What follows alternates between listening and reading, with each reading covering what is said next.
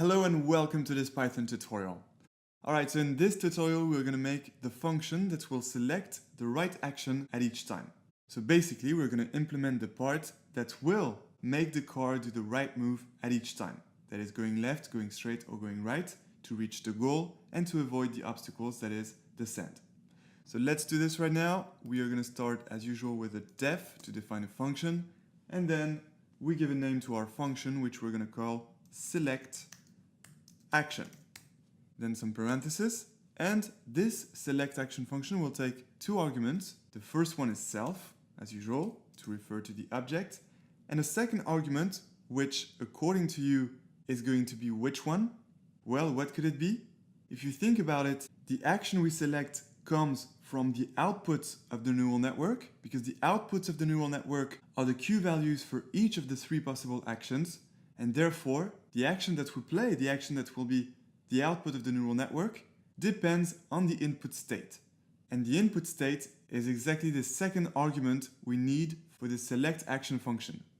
It's because we're literally going to take the output of the neural network, and of course the output of the neural network directly depends on the input of the neural network. So that's going to be our argument. And now we can give it any name. We will actually call it state, because the inputs of the neural networks are the input states that are encoded by a vector of 5 dimensions, the three signals, orientation and minus orientation. And so now things are going to be easy. We're going to feed the input state into the neural network, the one that we built right above, right here with the network class. And then we're going to get the outputs, which are the Q values for each of the three possible actions. And then using a softmax method, which I'm going to explain in this tutorial, we're going to get the final action to play. So let's do this. Let's go into the function and let's implement all this. So the first thing we need to start with is about what I've just mentioned, softmax. The idea of the softmax is that we're going to try to get the best action to play at each time, but at the same time, we will be exploring the different actions. And how can we do that? How can we get the best action to play while still exploring the other actions? Well, we use this idea of softmax, which consists of generating a distribution of probabilities for each of the Q values, Q state action. You know, we have one Q value for each action, go left, go straight, or go right, but this Q value also depends on the input state. That's exactly the Q function you saw in the intuition lectures. This Q function is a function of the state and the action. So since we have here one input state, which is the state here, and three possible actions, we have three Q values, Q state action 1, Q state action 2, and Q state action 3. And we're going to generate a distribution of probabilities with respect to these three Q values. That is, we're going to have one probability for the first Q value, one other probability for the second Q value, and a third probability for the third Q value. And all these three probabilities will sum up to 1. And so we're going to do all this with softmax, and softmax will attribute a large probability to the highest Q value. That's why an alternative to softmax is a simple argmax, you know, directly taking the maximum of the Q values, but in that case we're not exploring the other actions. Thanks to these probabilities, we can explore somewhere else using a temperature parameter that we're going to see very quickly. We can still explore them by configuring this temperature parameter.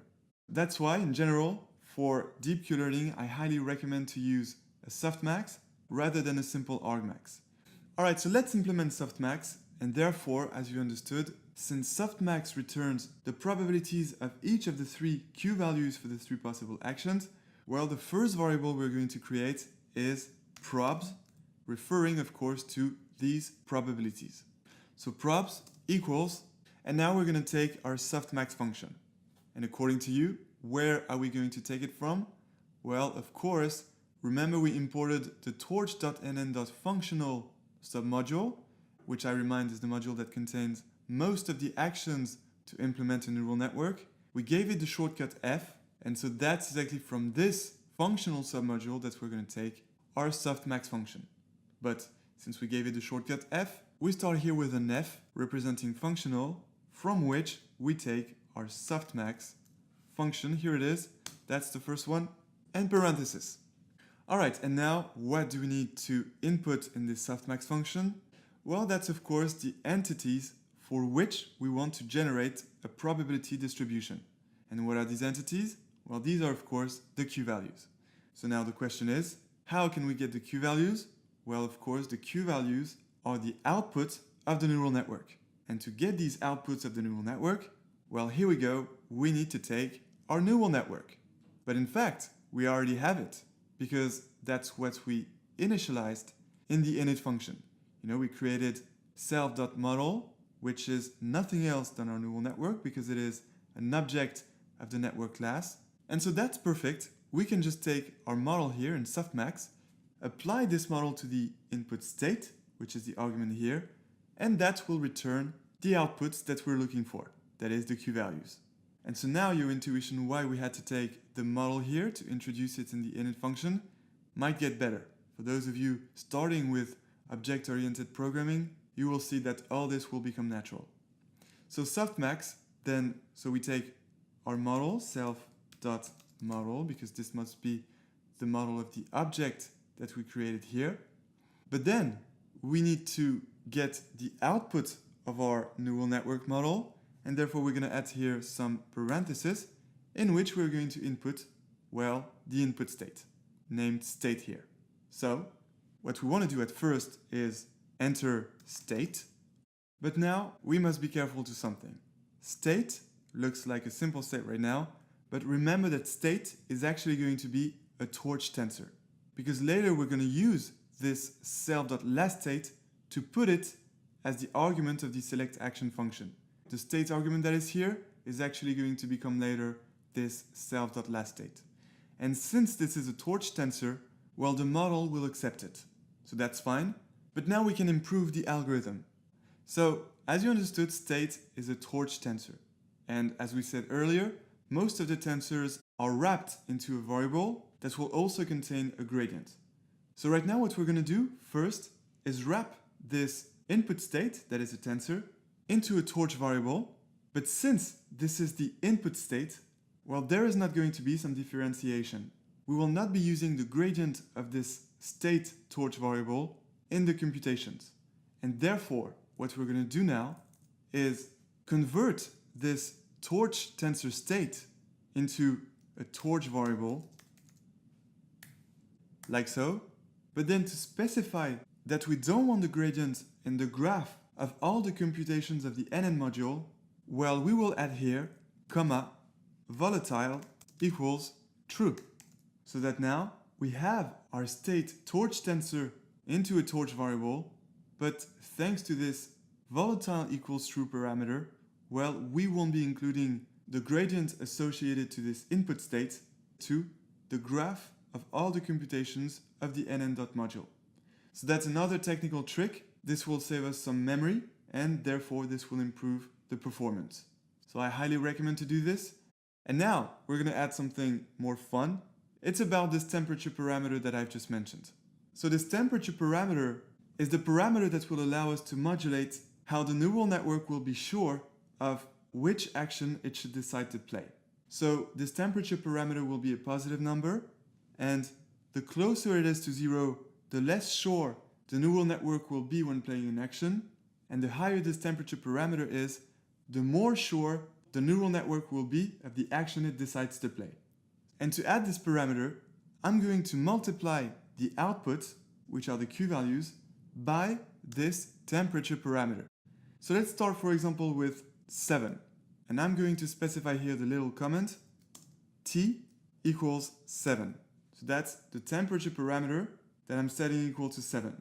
We're going to try some other ones, but I just want to start with a small one, because you're going to see that with a small one, our car will still behave like some kind of an insect, but then by increasing this temperature parameter, our car will look more like a car.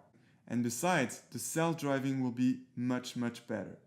And so that makes sense, because the higher is this temperature parameter, the higher will be the probability of the winning q-value. Because for example, if we have softmax of the q-values, let's take some simple numbers, 1, 2, 3. If softmax of 1, 2, 3 equals, for example, 0.04, 0.11, and 0.85. Then by increasing the temperature, by taking a higher temperature, right now the temperature equals 1, by taking a higher temperature, like for example 2, so softmax, let's copy this and multiply it by, for example, 2 or 3. Softmax of the same Q values but multiplied by this temperature parameter of 3, well, we will get something like 0 for the first Q value because this had a very low probability, so that's something around 0. Then something very small for the second probability because this was still a low probability, so let's say for example 0.02. But then the third probability, since it was the largest one and a pretty high one, well, by increasing the temperature, this probability will be even larger because we're going to be even more sure that this is the right Q value corresponding to the action we must play. And therefore, this is going to be something like 0.98. Now, by increasing this temperature parameter, well, we are now even more sure that the third action here should be the action to play because the probability for the Q value of this action is not only the largest one, but also very high. So that's what this temperature parameter is all about. It's about the certainty of which action we should decide to play. All right, so I'm going to remove this comment. This was just to explain. And now let's get our action. So how are we going to do that? Well, the principle of the softmax method is not only to generate a probability distribution for each of the Q values, but also, and that's the second step of the softmax method, we take a random draw from this distribution to get our final action. And of course, we will have a high chance to get the action that corresponds to the Q value that has the highest probability, because that's exactly how a distribution works. So there we go. Let's get our action. So we're going to introduce a new variable that we're going to call action. And this action is going to be a random draw of the probability distribution that we just created at this line before. And so how do we get such a random draw? Well, we're going to take our probs, probabilities of each of the Q values. We take probs and then dot, and then we're going to use the multinomial function. And that will give us a random draw from this distribution, probs. So that's all. That will give us the action. Perfect. And now, of course, we are going to return the action, but there is a little trick here. Well, it's the fact that this probs.multinomial returns a PyTorch variable with a fake batch, this fake dimension corresponding to the batch, and therefore to get the right result that we want, that is the action 0, 1, or 2, we just need to add here data and then some brackets, and the action 0, 1, or 2 that we're looking for is contained in the indexes 0 and 0. Alright, and there we go. Now we have our action. Thanks to this select action function, the AI will now know which action to play at each time. Terrific. So now we can move on to the next function, which will be the learn function. And that's where we will train the whole neural network, with all the forward propagation and then the back propagation using stochastic gradient descent. Well, basically, we will implement the whole training of the deep learning model that is at the heart of our artificial intelligence. So I can't wait to do that. This is going to be an exciting tutorial, and so I'll see you in the next tutorial. Until then, enjoy AI!